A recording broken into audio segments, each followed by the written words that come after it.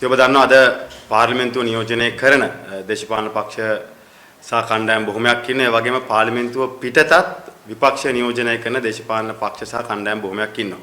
ඉතින් ඒ අතර විශේෂයෙන්ම පාර්ලිමේන්තුව නියෝජනය කරන මොකද අපි දකිනවා අද පාර්ලිමේන්තුව පිටතත් අප නියෝජනය කරපු දේශපාලන පක්ෂ සංවිධාන සිවිල් සංවිධාන බොහොමයක් මෙරටේ ජනතාවගේ ගැටලු සහ ජනතාව වෙනුවෙන් පෙනී හිටමින් ජනතාවගේ ප්‍රශ්න පිළිබඳව කතා කරනවා. ඒ වගේම අපි විශ්වාස කරනවා පාර්ලිමේන්තුව තුළ නියෝජනය කරන විපක්ෂ නියෝජනය කරන විශේෂයෙන්ම ප්‍රධාන විපක්ෂයට අමතරව විපක්ෂ නියෝජනය කරන දේශපාලන පක්ෂ කණ්ඩායම් කිහිපයක් ඉන්නවා.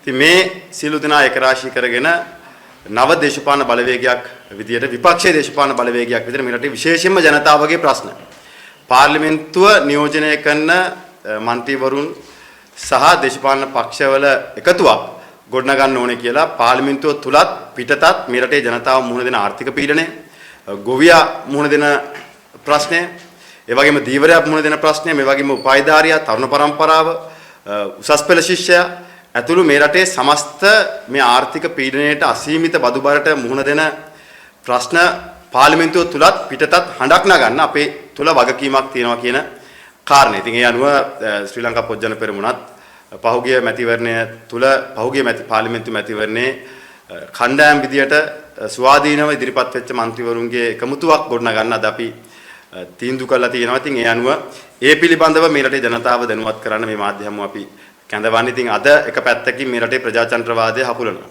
පාර්ලිමේන්තුව තුල ප්‍රජාතන්ත්‍රවාදයක් නැහැ.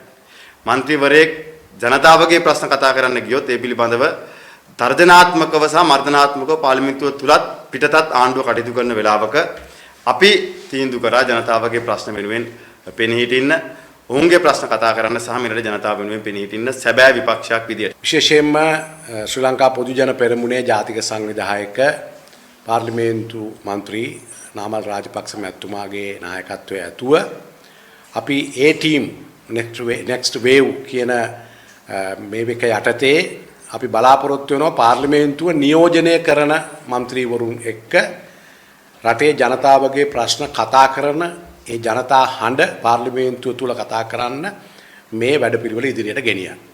ඉතින් විශේෂයෙන්ම අපේ නාමල් රාජපක්ෂ මැතිතුමා ප්‍රකාශ කළා වගේම අපි පාර්ලිමේන්තුව නියෝජනය කරන වගේම පාර්ලිමේන්තුව නියෝජනය නොකරන පක්ෂ රාශියක් අද විපක්ෂය නියෝජනය කරමින් ඉන්නවා. නමුත් ඒ අයට ඔවුන්ගේ හඬ පාර්ලිමේන්තුව ඇතුලේ ඔවුන්ගේ පණිවිඩය පාර්ලිමේන්තුව ඇතුලේ රටට කියන්න පුළුවන්කමක් ලැබිලා නැහැ.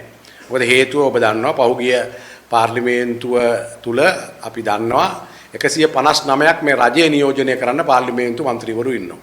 එතකොට විපක්ෂයක් කරට ඉන්නේ සුළු ප්‍රමාණයක්. ඒතර මේකේ නොයෙකුත් පක්ෂ නොයෙකුත් ස්වාධීන කණ්ඩායම් නියෝජනය කරමින් ඉන්නවා. ඒ අනුව අපි කල්පනා කළා අපි කණ්ඩායමක් හැටියට විශේෂයෙන්ම තව മന്ത്രിවරු සංඛ්‍යාවක් අපිත් එක්ක ඒක රාශි වෙලා ඉන්නවා. අද පාර්ලිමේන්තුව පැවැත්වෙන දවසක්. අද විශේෂිත දවසක්.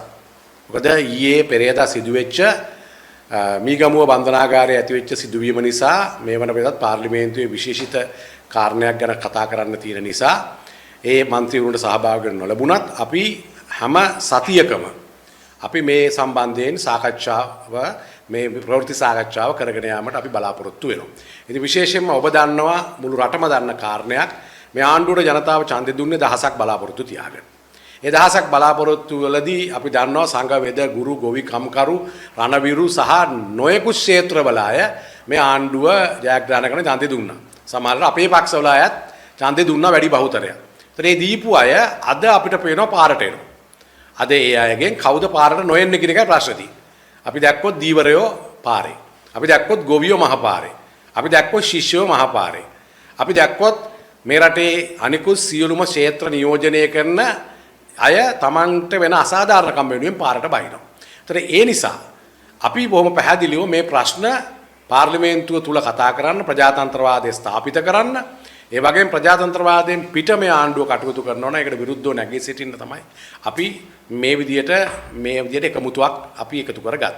ඉතින් විශේෂයෙන් අපි මතක් කරන්න ඕන අද මේ වන විට විශේෂයෙන් බන්ධනාගාරයක් තුල ඉන්න කෙනාගේ ජීවිතය ආරක්ෂා වෙන්න කරගන්න බැරි නම් බන්ධනාගාරය තුල ඒ වගේම බන්ධනාගාරය තුල මේ සියලු දෙනාට ආරක්ෂාව සපයන බන්ධනාගාර නිලධාරී අද ඔවුන් මිය ගිහිල්ලා තියෙනවා. බන්ධනාගාර රැඳවියන් මිය ගිහිල්ලා තියෙනවා. එතකොට බන්ධනාගාරයක් තුලත් ඒ අයගේ ජීවිත ආරක්ෂා කරන්න බැරි තත්ත්වයට රටේ ආරක්ෂාව පත් වෙලා තියෙනවා නම් මේක ඉතාමත්ම බැරෑරුම් තත්ත්වයකට පත් වෙලා තියෙනවා. ඒ නිසා අද අපි පාර්ලිමේන්තුව තුලත් විශේෂයෙන්ම කතානායකතුමාගෙන් ඉල්ලීමක් කළා තිනවා ඒ සම්බන්ධයෙන් අද විවාදයක් ලබා දෙන්න කියලා. ඉදිරියට අපි බලාපොරොත්තු වෙනවා රටේ ජනතාවටත් අපි කියනවා ඔබේ ඕනෑම ප්‍රශ්නයක් අපිට යොමු කරන්න. අපි ලෑස්ති ඔබේ ප්‍රශ්නය පාර්ලිමේන්තුව තුලත් විශේෂයෙන් මේ ප්‍රවෘත්ති සාකච්ඡා තුළ හඳුනා ගන්න. asianmirror.lk